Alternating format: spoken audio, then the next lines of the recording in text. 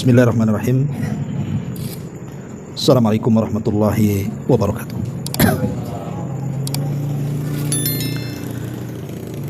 Alhamdulillah wassalatu wassalamu ala Rasulillah wa ala alihi wa sahbihi wa mawalah wa la hawla wa la quwata illa billahi wa ba'du. Alhamdulillah, segala puja dan puji hanya milik Allah subhanahu wa ta'ala. Salawat dan juga salam kita hadiahkan kepada Rasul kita Nabi besar Muhammad sallallahu alaihi wa ala alihi wasallam. Kita lanjutkan kajian malam ini, masih membahas tafsir singkat dari surah-surah pendek dalam juz amma. Dan kita masuk pada surah Asy-Syarh ataupun Al-Insyirah. Ma'asyiral muslimin yang dimuliakan Allah subhanahu wa ta'ala, surah Al-Insyirah ataupun Alam Nashrah Laka Sadrak.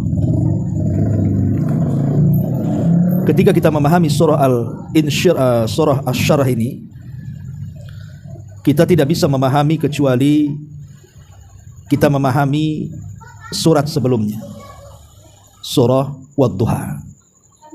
Karena dalam tertib Al-Quran, kalau ditinjau dari awal, Al-Fatihah, Al-Baqarah, Al-Imran terus sampai juz amma, maka sebelum surah Asy-Syarh itu surah Ad-Duha.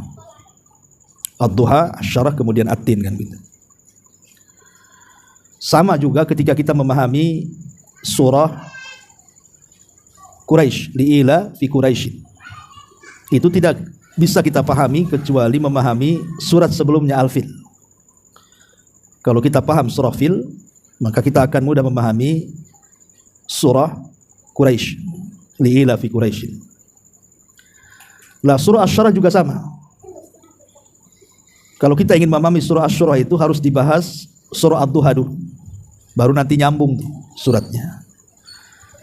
Makanya Umar bin Abdul Aziz, ijtihad beliau rahimahullahu ta'ala, apabila membaca surah Ad-Duha kemudian membaca surah Asy-Syarh, itu tidak membaca basmalah, langsung dibaca surah Asy-Syarh, karena dia berijtihad bahwa dua surat itu sebenarnya satu surat. Tapi yang sahih menurut jumhur ahli tafsir bahwa surah Ad-Duha sendiri, surah Asy-Syarh sendiri. Ini ijtihadnya siapa? Umar bin Abdul Aziz saja. Ma'asyiral muslimin yang dimuliakan Allah azza wa jalla, Asy-Syarh sendiri artinya lapang dada. Dan kelapangan dada pada hari ini sangat kita hajatkan, karena kita hari ini dihadapkan dengan berbagai macam masalah di tengah-tengah masyarakat, di tengah-tengah keluarga, sehingga diperlukan lapang dada.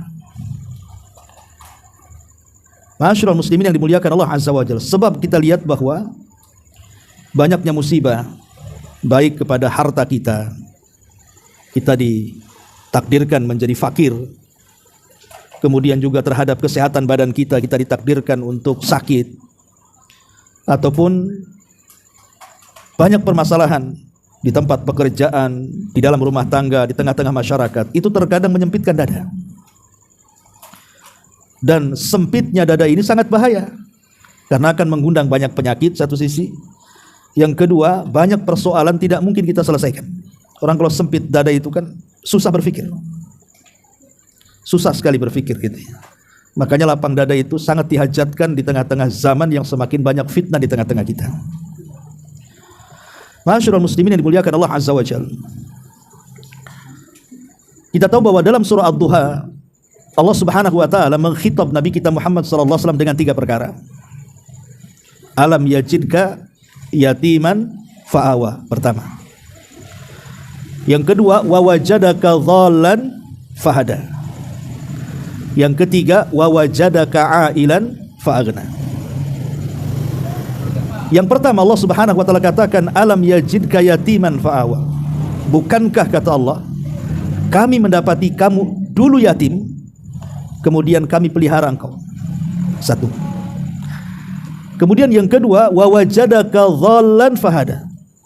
Dulu kami mendapatkan engkau tersesat, kemudian kami berikan hidayah. Kemudian yang ketiga, wa wajadaka ailan fa'aghna. Dulu kami dapati engkau miskin, maka kami berikan kekayaan. Pertanyaan pun muncul. Lalu apa kaitan lapang dada Nabi SAW, alam nashrah laka sadrak, bukankah kami telah lapangkan dadamu wahai Muhammad? Apa kaitan lapang dada Nabi SAW dengan sesat kemudian Allah berikan hidayah, miskin kemudian Allah berikan kekayaan? Baik, kita jabarkan sedikit. Pertama, Nabi SAW terlahir yatim, dan kita tahu bahwa orang yang terlahir yatim itu pasti sesak dadanya, sedih. Bagaimana tidak, orang yang harusnya melindungi dia, memberikan nafkah kepada dia, mengarahkan dia, mendidik dia, meninggal dunia. Apa enggak sedih anak yatim itu? Ditambah-tambah kalau seandainya bapaknya meninggal, disusul pula ibunya, makin sempit lagi dadanya.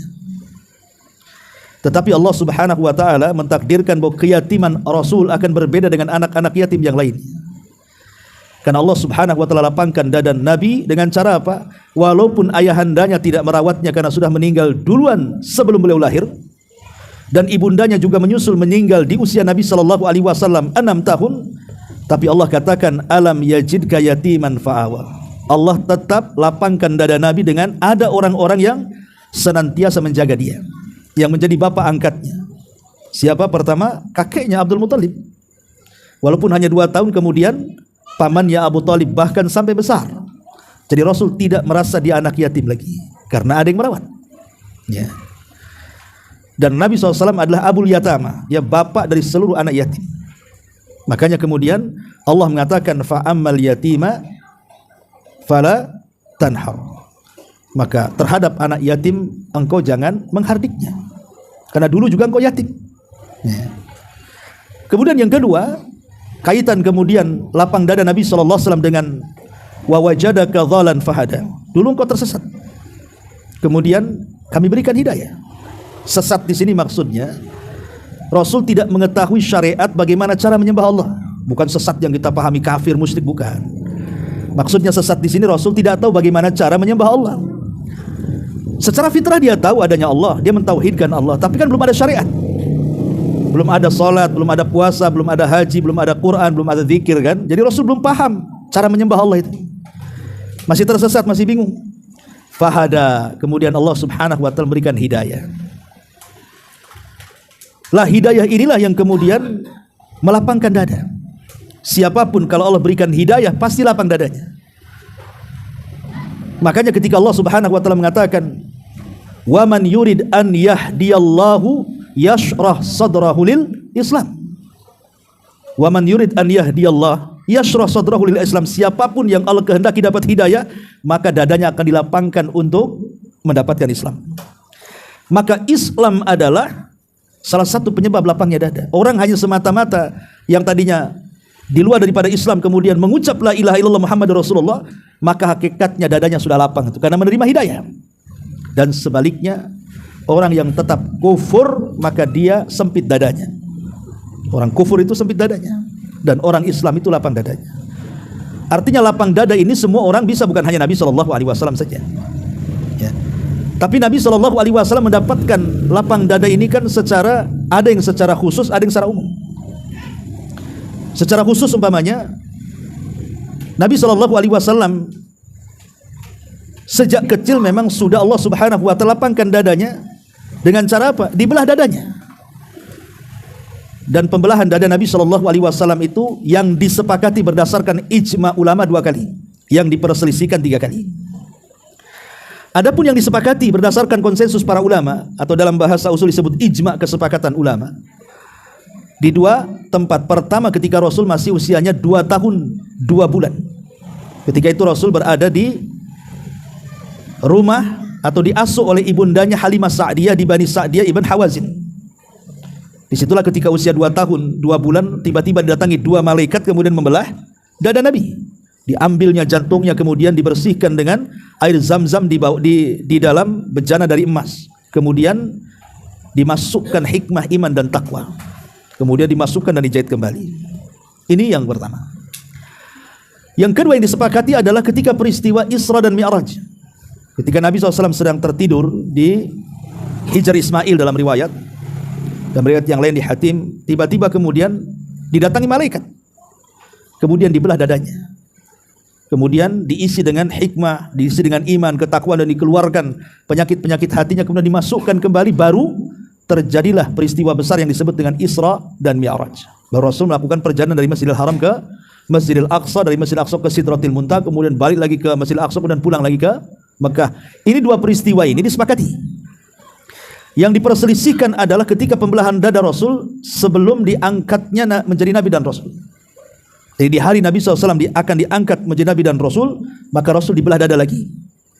Ini perselisihkan para ulama yang ketiga ini. Tapi yang jelas bahwa sejak kecil Allah Subhanahu wa taala sudah melapangkan dada Rasul secara hissi, secara badan. Ya. Artinya Rasul berbeda dengan manusia yang lainnya. Karena tidak ada manusia, hatta para nabi sekalipun, dari sejak zaman Adam sampai Rasulullah, tidak ada yang dibelah dada kecuali Nabi SAW. Ini yang pertama. Ya. Yang kedua, Nabi SAW dilapangkan dadanya oleh Allah Subhanahu wa taala itu karena imtinan dari Allah. Memang anugerah dari Allah, tidak perlu minta lagi. Beda dengan para nabi, mereka harus minta. Contoh, Nabi Musa. Nabi Musa alaihi salatu wassalam ketika diangkat menjadi nabi dan rasul, kemudian Allah perintahkan untuk berdakwah kepada Fir'aun. Apa kata Musa?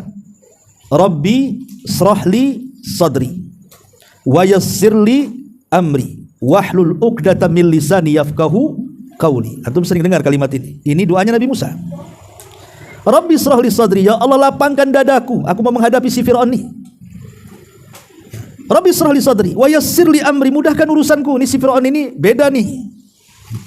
Wahlul 'uqdatan, karena Musa ini pelat kalau ngomong. Lepaskan ikatan di lidahku ini supaya lancar ngomongnya.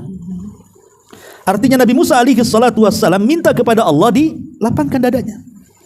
Dan Allah kabulkan. Ketika dia berhadapan dengan Fir'aun, kemudian terjadi perdebatan sampai Fir'aun menuduh Nabi Musa membunuh dan harus dihukum. Musa tidak marah, seolah-olah nggak dengar. Kenapa? Musa kan sifatnya mudah marah. Nabi Musa itu, dia punya sifat mudah marah, mudah emosi. Itu sifatnya Nabi Musa. Tapi ketika menghadapi Fir'aun, dia bisa tenang. Dia bisa tenang, dia seolah nggak dengar apa kata Fir'aun itu. Kenapa? Karena dia minta kepada Allah dilapangkan dadanya. Makanya di sini ada faedah besar bagi seorang dai atau da'iyah, orang yang mengajak manusia kepada kebaikan, orang yang mencegah manusia dari kemungkaran, para ustadz. Ya, tidak mesti ustadz lah, antum-antum yang berdakwah kepada saudara, kepada keluarga. Maka seorang pendakwah itu diperlukan lapang dada. Kalau tidak lapang dada, berhenti dakwanya. Tuh ngajak saudara, nasihati, suruh sholat tak mau sholat, marah tuh. Apalagi aku udah 100 kali tuh suruh sholat, tak mau sholat, malas deh. Banyak setannya itu. Kan ada orang akhirnya, kalau orang tidak lapang dada, selesailah dakwahnya. Ya kan? Maka bekal seorang dai itu kalau menasihati, minta kepada Allah, ya Allah lapangkan dada saya supaya bisa sabar. Kalau nggak sabar, ya resign lah jadi dai jadinya. Ya, makanya bekal seorang dai itu perlu meminta kepada Allah, ya Allah, Rabbi srahli sadri. Sebelum kita mengajak orang itu, ya Allah mintalah lapang dada saya mau ngajak orang nih. Seperti Nabi Musa ngajak Fir'aun itu, dia minta lapang dada. Kalau nggak lapang dada, mau Fir'aun nuduh macam-macam, pergi dia dari situ. Ngapain pula kan si Fir'aun? Kan itu. Makanya penting, ya, bekal seorang dai itu lapang dada. Makanya Nabi SAW diberikan oleh Allah Subhanahu wa taala kesabaran yang luar biasa. Allah mengatakan, fasbir kama sabara ulul azmi minar rusul. Wahai Muhammad, sabarkan seperti sabarnya para rasul. Sebab sabar itu salah satu wasilah lapangnya dada. Kalau nggak sabar, nggak lapang dadanya tuh. Lah ketika Nabi SAW dikatakan dalam surah Ad-Duha, wa wajadaka dhalan fahada. Dulu engkau dapati engkau ini tersesat, kemudian berikan hidayah. Lah hidayah ini yang membuat lapangnya dada Nabi dan lapangnya dada kita semuanya. Makanya kita lihat orang-orang yang hijrah itu, kita lihat pengakuan-pengakuan artis-artis yang hijrah. Dulu sebelum mereka hijrah, sulit hidupnya. Setelah hijrah tenang, walaupun mungkin ekonomi, apalah istilah mereka itu kan. Ya karena memang hijrah itu salah satu bentuk lapang dada. Itulah hidayah. Hidayah yang membuat orang lapang. Minta kepada Allah hidayah supaya lapang dada kita. Kemudian yang ketiga Allah mengatakan, wa wajadaka ailan fa'aghna. Lalu apa kaitan dengan alam nashrah laka sadra? Ailan itu artinya fakir. Orang fakir ini sesak dadanya, kawan. Lihat orang-orang yang susah itu, dia mikir makan besok apa kan itu. Apalagi kerjanya serabutan, besok dapat kerja atau tidak. Untuk mikir makan aja sesak dada dia itu. Tapi ketika Allah berikan kecukupan, walaupun tidak kaya, minimalnya luas lah lapang. Alhamdulillah ada yang dimakan. Alhamdulillah anak saya masih bisa sekolah, masih bisa beres PP. Alhamdulillah ya saya sudah bisa berobat, sudah agak sembuh. Enak kalau Allah berikan rezeki kan, walaupun tidak kaya, penting cukup lah kan itu. Cukup, beli mobil cukup, di rumah cukup. Cukup semuanya kan itu. Sama aja dengan kaya.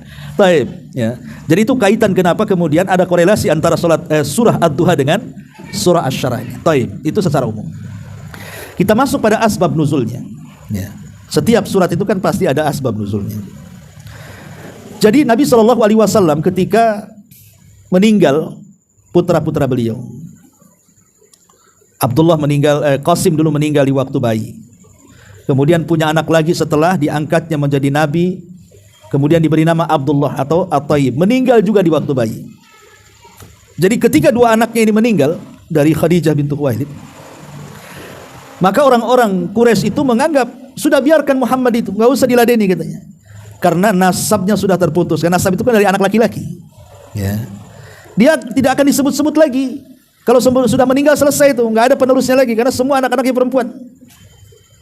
Karena bin seseorang itu pasti kepada laki-laki, bukan kepada perempuan. Akhirnya kan nggak disebut-sebut. Antum punya anak nih, kemudian antum punya cucu-cucunya kan bukan dibintikan kepada anak kita, ya kepada suami dia lah. Hilang nama kita, ya. Nggak ada lagi, kita sudah rawat-rawat anak itu dari kecil, udah kawin, punya cucu, tak ada pula kita namanya di situ. Nama bapak dan bapak dia kan gitu, ya. Jadi orang-orang Quraisy itu mengejek, ngapain pula disebut-sebut? Dia sudah nggak punya nasab lagi si Muhammad itu, nggak perlu disebut lagi katanya. Maka Allah Subhanahu wa taala turunkan ayat ini. Wa rafa'na laka dzikrak. Alam nashrah laka sadrak wa rafa'na laka dzikrak. Dan kami akan angkat penyebutanmu. Engkau akan tetap disebut-sebut. Tidak sebagaimana orang-orang musyrik mengatakan akan hilang penyebutannya. Justru kami akan angkat penyebutanmu. Sampai sekarang lihat, nama yang terbanyak disebut nama Nabi Muhammad.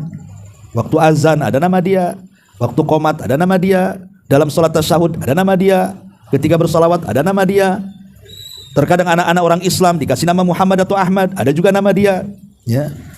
Bahkan nama manusia terbanyak adalah Ahmad dan Muhammad. Tidak ada nama terbanyak kecuali dua nama ini. Bahkan ada orang kafir pun namanya Muhammad juga. Ada orang kafir. Tapi lihat orang-orang yang mencela Nabi SAW dan mengatakan, oh itu nasabnya sudah terputus, nggak akan lagi dia disebut-sebut nanti. Mana ada sekarang Abu Jahal disebut dalam adzan? Tidak ada, ya. Abu Lahab disebut dalam qomat? Tidak ada juga. Orang-orang kafir, musuh-musuh Nabi, nggak ada satu pun disebut kecuali dalam rangka celaan. Hatta orang kafir di zaman sekarang tidak mau ngasih nama anaknya orang-orang kafir di zaman Nabi. Hatta orang kafir, lihat orang-orang Nasrani, orang Yahudi, orang Hindu, Buddha dan yang semacamnya. Siapa anakmu Pak? Abu Jahal? Nggak ada. Ya. Sampai pun ngasih nama anaknya nggak mau Abu Jahal, karena Allah putuskan tuh nama mereka. Sebagaimana mereka menuduh Rasul akan terputus, Allah yang putus mereka. Ya. Nah disinilah Allah katakan ini asbab nuzul surah Asy-Syarah ini. Ma'asyiral muslimin yang dimuliakan Allah Azza wa Jalla, di sini Allah Subhanahu wa taala mengatakan alam nashrah laka sadrak. Tentu yang namanya ayat itu dalam Quran itu al-ibratu bi umumil lafzi la bi khususis sabab. Sebuah pelajaran dalam Quran itu bukan melihat atau menilik khususnya sebab, tapi lihat keumuman lafadznya. Walaupun ayat ini khusus kepada Nabi sebenarnya, ini kan khitab kepada Nabi. Alam nashrah laka, itu ada lakanya di situ. Laka itu artinya dhamir mukhatabah, dhamir orang yang diajak bicara. Bukankah kami telah melapangkan dadamu? Artinya ke siapa? Ke Nabi kan? Dadamu hai Muhammad, bukan kepada umatnya. Tapi ibrah itu bukan khususnya sebab, tapi umumnya lafaz. Ayat ini juga mengkhitab kepada kita, bahwa seolah-olah Allah Subhanahu wa taala mengatakan bahwa umat Nabi SAW juga bisa lapang dadanya seperti lapangnya dada Nabi SAW. Tentu kalau mengikuti ajaran-ajaran Al-Quran dan hadis-hadis Nabi SAW. Seperti apa umpamanya? Contoh tauhid. Kalau orang mentauhidkan Allah Subhanahu wa taala, pasti lapang dadanya. Orang yang melakukan kesyirikan itu yang sempit dadanya, ya. Kemudian yang kedua, berhusnudzon kepada Allah Subhanahu wa taala. Orang kalau banyak berbaik sangka dengan Allah, enggak akan sempit dadanya. Tapi kalau orang suka suudzon, berburuk sangka dengan Allah, pasti sempit dadanya. Contoh umpamanya, dia usaha asih gulung tikar aja, mulai dia suudzon kepada Allah, menyalahkan takdir. Kenapa asih aku saja yang miskin? Mulai dia sempit dadanya kan, ya. Diserang penyakit, enggak kunjung-kunjung sembuh. Allah disalahkan, ya Allah kenapa sih aku saja terserang penyakit? Kenapa orang itu sehat-sehat saja katanya? Apa sudah takdirmu? Takdir disalahkan. Sempit dia dadanya. Karena dia berursangka dengan Allah kan. Tapi kalau orang berbaik sangka dengan Allah, Allah mungkin Allah sedang menguji saya dengan kefakiran. Boleh jadi kalau Allah kasih kaya, saya nggak hadir lagi lah di majelis taklim di sini itu. Mungkin sudah sibuk tuh dorong-dorong gerobak sana sini, umpamanya kan itu. Atau kalau Allah sembuhkan, mungkin boleh jadi saya lebih kufur lagi, saya maksiat lagi. Mungkin Allah sengaja nih buat saya sakit supaya dosa kita luntur, kita juga diangkat derajatnya, dan mungkin di balik ini ada kebaikannya. Lapang dadanya kalau berhusnudzon kepada Allah tuh. Orang kalau suudzon sempit dada, kalau orang berhusnudzon pasti lapang dada. Ini yang kedua. Yang ketiga, kasratud doa, banyak doa. Minta kepada Allah supaya dilapangkan dada. Seperti doanya Nabi Musa, Rabbi shrah li sadri. Ya, karena doa ini bagian daripada zikir, dan zikir itu pasti akan menenangkan hati manusia dan melapangkannya. Kemudian jauhi maksiat. Yang keempat, orang yang stres, yang sempit dada itu karena banyak maksiat ya kawan. Maksiat itu pengaruhnya besar kepada dada. Orang kalau banyak maksiat itu sempit dadanya, hidupnya nggak akan tenang. Coba saja ahli-ahli maksiat itu nggak tenang, mereka tenang ketika maksiat itu saja. Para pezina, para peminum khamr, para pejudi dan begitu seterusnya, itu tenang saat maksiat. Habis maksiat stres itu. Apalagi para penjudi itu, judi-judi slot apa kan itu ya. Coba bayangkan, waktu apalagi kalau sudah uangnya jadi koin, udah nggak peduli itu, nggak sayang lagi sama uang tuh. Kalau sudah jadi koin uangnya itu kan, entah berapa juta main terus. Habis judi stres dia, uangnya habis. Stres, sempit dadanya. Karena maksiat itu menyempitkan dada. Taat itulah yang melapangkan dada. Maka jauhi maksiat, ini yang keempat. Yang kelima, adaul faraid wal mudawamatu 'alaiha. Jangan tinggalkan kewajiban. Lihat orang-orang yang meninggalkan sholat itu, nampak aja antum mereka senang diberikan kekayaan. Tidak, hidup mereka belangsak tuh. Walaupun mereka nampak kaya.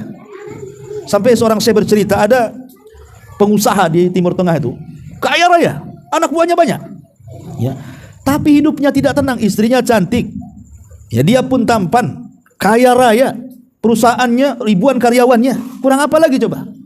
Tapi hidupnya nggak pernah tenang, susah mau tertawa lebar seperti orang miskin tertawa sampai kedengaran sekilo tuh ya. Sampai adalah satu anak buahnya dari perusahaan itu, paling kecil gajinya karena dia jadi tukang sapu. Tapi setiap melihat dia senyum, setiap melihat dia tertawa. Padahal paling kecil gajinya kok senyum, ketawa, ketiwi, kayaknya nggak ada beban. Dia yang punya perusahaan kayak stres sekali gitu ya. Kok aneh, harusnya yang kaya yang banyak senyum, yang banyak tertawa. Senyum saja susah. Jadi satu ketika dipanggil lah tuh pelayannya itu. Ya, cemburu dia. Kemudian ditanya, berapa gajimu? Sekian bos katanya. Kok aneh kamu ini ya? Kok gajimu paling kecil di sini? Kenapa kok paling banyak pula senyumnya, paling banyak pula ketawanya? Kayaknya nggak ada beban di hidupmu. Apa rahasiamu? Ya, kata dia nggak ada apa-apa sih, biasa-biasa saja katanya. Cuman aku tidak pernah meninggalkan sholat. Itu saja kuncinya. Aku tidak pernah meninggalkan sholat. Kata si bos, oh mungkin itu karena aku tidak pernah sholat selama ini katanya. Akhirnya dia sholat. Setelah beberapa hari dia dawamkan sholat, baru dia dapat ketenangan, baru dia bisa senyum, bisa tertawa. Subhanallah. Akhirnya dinaikkan gajinya tuh. Ngasih kuncinya. Jadi orang yang dekat dengan Allah itu lapang dada, makanya orang bisa senyum. Ya, maka jangan tinggalkan kewajiban. Ini yang kelima. Yang keenam, yang ketujuh, mujalasatus salihin. Duduk bersama orang-orang saleh, orang-orang baik. Ya. Sebab kalau duduk dengan orang-orang jahat itu pasti sempit dada kita ini. Karena orang-orang saleh kan tahu aturan lah kan itu. Ada orang itu yang kita berkawan dengan orang yang qanaah contohnya. Ya. Kita berkawan gak deg-degan sama dia. Kenapa? Orang ini gak pernah pinjam duit. Coba berkawan sama yang gak qanaah, takut, jangan dekat dia. Itu di bentar-bentar pinjam duit, bentar-bentar malas saya. Sempit dadanya saya kalau samping dia tuh, ya kan. Artinya kalau orang-orang soleh kan tahu hak dia. Gak mungkin dia juga ganggu orang kan. Ya, ini contohnya, orang-orang soleh itu pasti akan membawa ketenangan karena akan dilingkupi para malaikat. Kemudian yang keenam, yang kedelapan, qiraatul Quran. Jelas Quran itu melapangkan dada. Orang yang tidak pernah baca Quran pasti sempit dadanya. Karena rumah saja kalau tidak dibacakan Quran itu seperti rumah roboh. Maka hati juga sama, kalau tidak dituangkan Quran ke dalam hati, sempit tuh dadanya. Maka kalau ingin tenang, ingin luas, jangan tinggalkan Quran. Termasuk juga yang kesembilan, al-ihsan ilal khalqi. Banyak berbuat baik kepada manusia. Orang kalau suka bantu manusia, bantu kawannya, mungkin awalnya berat bantu. Ya. Tapi kalau kemudian dibiasakan itu akan jadi kenikmatan tuh. Ketika antum memberi makan anak-anak yatim, kemudian antum tengok lahap kali makanan kita habis, tuh senangnya kita. Ya memang begitu, Allah Subhanahu wa taala jadikan lapang dada ketika kita mau membantu saudara kita. Termasuk yang ke-10, ikhraj daghalil qalbi wal hirsu ala salamati. Berusaha keluarkan penyakit-penyakit hati. Semua orang itu tidak mungkin bersih dari penyakit hati, mesti ada dendam, benci atau apa kan. Tapi kita usahakan jangan diturutilah penyakit-penyakit itu. Memang kita nggak suka sakit hati dengan dia, jangan dituruti sakit hatinya, akhirnya jadi dendam, balas dendam. Ya sudah disabar-sabari gitu. Lama-lama terbiasa, lama-lama jadi sabar tuh. Memang berat ya, tapi memang begitu. Membersihkan hati itu perlu upaya. Ya, kalau hati kita seperti kotornya sepeda motor, bawa aja ke karwas, ya, bentar tuh bersihnya. Tapi kan nggak ada karwasnya hati ini. Kalau hati seperti umpamanya keramik banyak debu, disapu dipel selesai. Ya. Kalau hati seperti piring kotor, bawa ke dapur kasih sunlight. Nah, bisa ngaca kita di piring tuh. Hati itu nggak semudah membersihkan kotoran. Kalau antum minum sunlight supaya bersih seperti kaca, bentar aja antum ke awal bros tuh kan. Artinya bahwa memang berat membersihkan hati, tapi memang itulah kalau ingin lapang dada ya memang begitu caranya kan itu. Keluarkan isi hati-hati itu. Termasuk juga yang ke-11, cobalah untuk qanaah. Qanaah ini redha dengan pemberian Allah. Sedikit alhamdulillah, banyak alhamdulillah, besar lagi itu ngomong. Ya. Karena bagaimanapun Allah itu kan tetap kita puji, dan kita puja walaupun kita kaya, walaupun kita susah kan gitu. Walaupun sedikit, walaupun banyak, tetap kita ucapkan alhamdulillah. Karena alhamdulillah itu kalimat yang bisa mendawamkan nikmat. Kalau kita banyak bersyukur, maka nikmat kita itu akan tetap, bahkan akan ditambah. La in syakartum la azidannakum. Kalau kalian syukur, kami tambahkan gitu. Kalau kufur mana ditambah, makin azab yang datang. Termasuk juga hindari hal-hal yang bisa membuat kita sedih. Pemanya kita ini baru saja kemalangan, ya kemalangan. Namanya orang kemalangan, pemanya entah istrinya meninggal, suaminya meninggal, anaknya tabrakan kemudian meninggal begitu. Dan biasanya kan susah dilupakan tuh, sedih, ya kan? Maka hindari tempat-tempat kesedihan itu. Jangan ketemu orang dulu. Ya, dan kalaupun biasanya kan kalau ketemu orang itu kemudian ditanya macam mana suami meninggal, cerita lagi, sedih lagi kan gitu. Ya. Cemana itu anakmu bisa gitu? Sebenarnya kalau kita mamanya ingin jauhi tempat-tempat yang bersedih. Jadi kalau ditanya, sudahlah nggak usah cerita. Allah sudah takdirnya. Begitu. Jangan diceritakan. Ini cerita sampai 100 kali karena 100 orang yang nanya suaminya meninggal gimana. Ya sedih terus jadinya kan. Kalau bisa nggak usah. Sekali cerita sudah. Ya. Gimana suami anti meninggal? Ya sudah takdir. Ya. Katanya kecelakaan, ya sudah takdir. Gitu aja. Jangan ceritakan dari awal. Iya, padahal saya sudah larang dia keluar dan naik motor dari awal. Ya sedih lagi akhirnya kan. Kapan jadinya kemudian hilang kesedihan itu? Jadi perkara-perkara yang mengulang kesedihan tutup. Ya, bilang aja ini semua takdir Allah. Takdir Allah semuanya. Atau perkara-perkara yang akan datang belum terjadi sudah sedih, stres. Cemana anak saya ini? Cemana kerjaan suami saya? Enggak usah. Yang ngatur nasib itu Allah, bukan kita. Ya, serahkan semuanya kepada Allah Subhanahu wa taala. Ya. Termasuk juga yang bisa menenangkan hati adalah at-taubah, bertobat kepada Allah Subhanahu wa taala, al-inabah, kembali kepada Allah Subhanahu, dan banyak lagi ya. Tidak mungkin saya jelaskan karena kita fokus ke dalam tafsir lagi. Jadi Allah Subhanahu wa taala mengatakan alam nashrah laka sadra. Bukankah kami telah melapangkan dada wahai Muhammad? Kenapa Nabi SAW begitu lapang dadanya? Apa penyebabnya? Ini kan kita harus tahu supaya kita bisa mengikuti cara-cara Nabi melapangkan dada itu. Cemana kok Rasul bisa sabar, bisa lapang dada? Sehingga Nabi SAW senantiasa berhasil dalam dakwahnya. Ada apa? Apa yang dilakukan Nabi? Pertama, ya, Nabi SAW itu mengajarkan kepada kita untuk bersabar dari setiap siapapun yang menyelisih dia.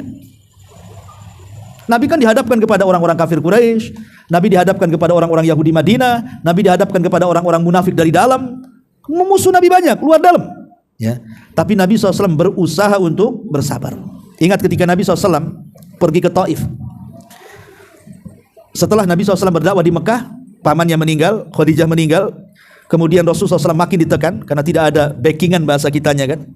Karena mereka tidak bisa mengganggu dakwah Rasul selama Abu Talib masih hidup, selama Khadijah masih hidup. Tapi ketika dua yang mulia ini meninggal, baru mereka berani. Bahkan mengancam 18 kabilah ini akan membunuh Nabi kalau Nabi tetap berdakwah. Terpaksalah Nabi berpikir kayaknya nggak bisa lagi nih berdakwah di Mekah. Harus hijrah. Akhirnya Nabi SAW terpikir mau ke Taif. Ya, lumayan juga ke Taif itu, dari Mekah itu mau 6 jam juga. Ya, jauh ke Taif itu. Ya. Jadi sampainya di Taif, Bukannya orang Taif menerima dakwah Nabi, malah justru melempari dengan batu. Coba, musibah di atas musibah. Di Mekah tidak boleh berdakwah, diancam dibunuh. Sampai di Taif dilempari batu. Sementara ketika Rasul keluar dari Mekah, dia tidak bisa masuk lagi. Kalau masuk dibunuh, kecuali ada yang melindungi dia. Karena kan tradisi di zaman itu harus ada yang melindungi. Minimalnya tokoh lah, tokoh musyrik, ya, bahwa aku sudah melindungi dia, jangan ganggu dia. Tapi kalau tidak ada yang melindungi, maka Rasul tidak bisa masuk ke Mekah. Kalau enggak dibunuh dia. Terpaksalah Rasul akhirnya setelah lari dari Taif, kemudian harus menunggu di kebun kurmanya milik Syaibah, mencari-cari orang yang bisa melindungi di dalam Makkah. Ya akhirnya dapat juga pelindung gitu ya. Tapi selama Nabi SAW ditekan dari dua arah, dari Mekah ditekan, dari Taif ditekan, tidak pernah Nabi SAW mengeluh kepada Allah, ya Allah, apakah ini balasan Nabimu? Apakah ini balasan Rasulmu? Apa seperti ini dakwah? Kalau gitu saya resign aja lah dakwah. Enggak juga, ya. Bahkan Nabi SAW tidak pernah mencela Allah. Bahkan Rasul mengatakan, illam takun alayya sakhatun fala ubali. Kalau memang ujian ini bukan bentuk marahmu ya Rabb kepadaku, enggak peduli aku, katanya. Asal ini jangan bentuk azabmu kepadaku saja, ya, enggak ada masalah. Mau uji apapun, jangan ini bentuk azab dan kemarahan. Saya enggak peduli. Coba bayangkan, kalau peristiwa itu kita yang di posisi Nabi SAW. Makanya Allah mengatakan apa? Wa minan nas man yaqulu amanna billahi fa idza udhiya fillah ja'ala fitnatan nasi ka'adzabillah, kata Allah. Apa kata Allah? Ada sebagian manusia itu yang mengatakan aku beriman kepada Allah, tapi ketika dia diuji, ketika dia disakiti, dia menjadikan fitnah manusia kepada dia seolah-olah itu azab dari Allah kepadanya. Itu kebanyakan manusia begitu. Ketika dia difitnah orang, dibully orang, digibah orang, disakiti orang, apa katanya? Ini Allah ini sengaja tidak sayang dengan saya ini. Masa saya difitnah terus, saya digibah terus, seolah-olah Allah sedang kasih azab gitu ya. Padahal Allah bukan sedang kasih azab, Allah sedang kasih ujian sebenarnya. Bisa nggak dia menghadapi? Sabar tidak dia menghadapi, kan begitu? Lah, ini yang penting. Jadi Rasul itu mengajar kenapa dada Rasul itu lapang, karena dia sabar orangnya. Kalau ingin lapang, sabar gitu maksudnya. Ya, ini yang pertama. Yang kedua, Nabi itu yakin dengan janji Allah yang akan datang. Sangat yakin Nabi itu. Ya, Nabi itu sangat yakin dengan janji-janji Allah yang akan datang kelak di akhirat. Artinya dengan kenikmatan sorga, dengan bidadarinya, dengan macam-macamnya. Yakin Nabi SAW.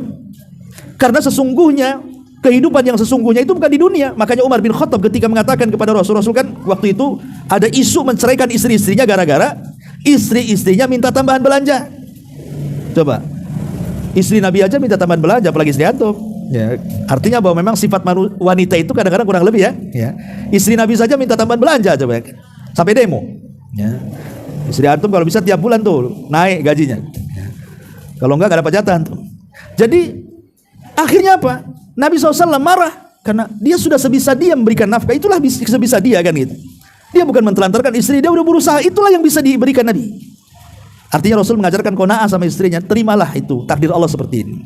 Tapi istrinya gak sabar, ya manusiawi. Akhirnya Nabi bersumpah untuk tidak menggauli mereka 1 bulan.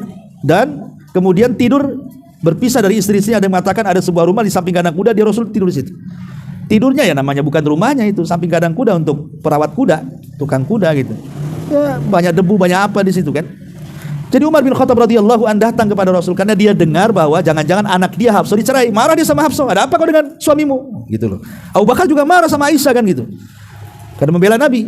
Jadi Umar itu cobalah datang kepada Nabi. Rupanya kondisi Nabi itu tidur di pelepah kurma. Namanya tidur pelepah kurma ya kalau bangun ya bergaris-garis lah tuh punggung tuh. Antum lah mamanya. Ya, tidur di tikar yang kasar kan? Pasti nanti ada bekas-bekasnya tuh. Jangan punggung antum pula jadi tikar jadinya kan? Gambar tikar ada di situ, kayak di sablon. Ya. Jadi Umar bin Khattab ini melihat, kasihanlah dia mengatakan Rasulullah, aku loh sudah melihat bagaimana kayanya kerajaan Persia dan juga rajanya Kisra. Kemudian kerajaan Romawi dan kerajanya Kaisar. Ya. Bagaimana raja-raja itu dihormati, dimuliakan dengan singgasananya, dengan dayangnya, dengan makannya. Kok kamu seperti ini? Harusnya kok yang lebih daripada itu, katanya. Maka Nabi SAW mengatakan, ya Umar, biarkan mereka seperti itu karena itu adalah yang mereka kehendaki di dunia.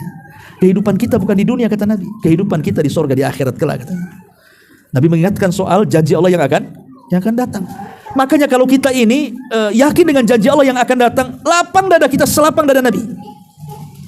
Kita ini nggak lapang itu karena nggak yakin ada akhirat, itu masalahnya, ya kan? Tapi kalau kita yakin dengan adanya akhirat, miskin ini sampai kapan? Kan ada batasnya juga. Emang antum mau miskin 300 tahun? Kan enggak.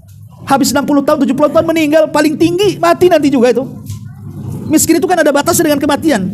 Ya. Ada juga yang sebelum mati diberikan kekayaan. Anggap saja sampai mati dia nggak kaya-kaya. Ya. Tapi kan ada batasnya dengan berakhirnya umur, berakhir juga kemiskinan kan. Ketika dia ditakdirkan menjadi penduduk surga, masuk kuburan saja dapat nikmat kubur. Kemudian ketika di padang mahsyar dia nggak dipersulit, dipermudah, masuk surga lagi yang kenikmatan tidak pernah dilihat mata, didengar telinga, bahkan terlintas pun tidak. Orang kalau yakin ada kehidupan setelah kematian, lapang dadanya. Ini yang kedua yang dilakukan Nabi. Yang dilakukan Nabi juga adalah Nabi SAW berusaha melaksanakan ketaatan dalam kondisi apapun. Dia mempertahankan ibadah walaupun sedang diuji. Itu yang membuat lapang dadang Nabi. Kenapa? Karena diupayakan dia terus bersama Allah dalam kondisi apapun. Tapi kita kan tidak. Kita ini kadang-kadang rajin itu kalau dapat nikmat saja. Ketika nikmatnya dicabut sudah lemes kita. Ya, mau ke masjid malas, sempit dadanya. Ada waktunya malas, ada waktunya semangat kalau kita. Nabi tidak berusaha untuk istiqomah ibadah. Walaupun sedang diuji tetap ibadah, walaupun sedang diberikan nikmat tetap ibadah, karena Allah berfirman dalam hadis qudsi itu.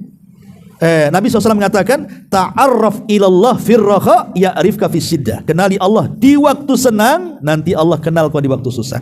Kita ini kadang-kadang di waktu senang saja kita ingat Allah, di waktu susah tak ingat. Nah, ini masalahnya. Makanya Allah lupa kepada kita di waktu susah, karena ketika kita senang tidak pernah ingat Allah. Ya, maka kalau ingin lapang dada, istiqomah dalam ibadah. Kemudian Nabi SAW tidak pernah tergesa-gesa untuk mendapatkan hasil. Dia tahu bahwa hasil itu dicapai setelah bekerja. Sempit dada kita ini karena terlampau panjang angan-angan kita ini. Kapan kayak orang depan, kaya kok saya miskin aja. Angan-angannya jauh, Pak. Kapan pengen punya mobil, punya rumah, punya ini, punya itu, macam-macam lah kan. Tapi tidak mau kerja, ya tidak mungkin lah dapat. Akhirnya karena ingin jalannya pintas tapi tak pantas, ya tadi akhirnya larinya ke slot, togel. Kalau zaman dulu porkas kan, zaman dulu kan, sampai orang gila ditahan. Berapa nomornya? Orang gila ditanya nomor zaman itu. Ya. Orang gila ditanya, dipegang, berapa nomornya? Orang gila. Sekarang yang gila siapa sebenarnya? Dia atau orang gilanya kan gitu. Orang gila ditanya, berarti yang gila itu dia kuadrat gilanya. Nggak puas nih orang gila, ternyata dipasang gak jebol. Lebih gila lagi, tidur di kuburan. Tidur di kuburan. Kadang-kadang apa? Bangunkan orang yang sedang tidur pulas, ditanya nomor. Bangun. Berapa nomornya? Zaman dulu kan gitu ya. Aneh-aneh kan itu. Nggak puas juga datang ke dukun. Dukun pula pendusta ditanya. Nah ini kan orang-orang yang nggak pernah lapang dadanya, ikhwan. Kan panjangnya angan-angan, sempit dadanya. Akhirnya jalan pintasnya nggak pantas jadinya. Terus Nabi SAW hatinya tidak berubah. Ingat, kalau antum ingin lapang dada, jangan pernah merubah hati. Berikan hati ini kepada Allah. Orang yang biasanya sempit dada itu karena hati kita berubah-ubah. Kalau ada yang muji, lapang dada kita. Kalau ada yang mencela, sempit dada kita. Itu namanya berubah-ubah hatinya. Kalau ingin lapang dada, maka jadikan celaan dan pujian manusia itu sama saja. Itulah Nabi. Ya. Tapi kalau kita melihat, kalau orang tepuk tangan sama kita, lapang dada kita. Tapi kalau tangan yang bertepuk diletakkan di muka dia seperti ini, sempit pula dada kita. Jangan seperti itu manusia. Orang yang mulia itu orang yang hatinya akan berubah. Dia mau menghina saya silakan, mau mencela saya silakan, mau memuji juga silakan. Hati saya tetap seperti ini. Ya itulah Nabi SAW mengajarkan seperti kalau ingin lapang dada seperti itu memang ya. Nah, kalau kita mau mengikuti tata cara Nabi SAW dalam melapangkan dada, maka Allah mengatakan alam nashrah laka sadrak. Pasti dada kita juga akan lapang, ikhwan. Ya. Kemudian Allah mengatakan alam nashrah laka sadrak wa rafa'na laka dzikrak, dan kami akan angkat penyebutan wahai Muhammad. Tadi saya sudah jelaskan, Nabi itu diangkat oleh Allah baik di dunia ataupun di akhirat. Ya. Di dunia namanya disebut-sebut di mana-mana. Bahkan Allah mengangkat derajat Rasul dalam Al-Quran. Tidak ada satu nabi yang dipanggil tidak ada satupun nabi yang panggilannya seperti Allah memanggil Nabi SAW. Allah dalam Quran tidak pernah menyebut nama. Tidak pernah kita dapat dalam Quran itu ya Muhammad, tidak ada. Tapi kalau nabi-nabi yang lain disebut namanya. Ya Nuh, ya Ibrahim, ya Adam, disebut. Ya Lut. Tapi tidak ada Quran menyebut ya Muhammad, kecuali dalam bentuk khabar. Muhammadur Rasulullah itu dalam bentuk khabar tapi bukan memanggil. Ya.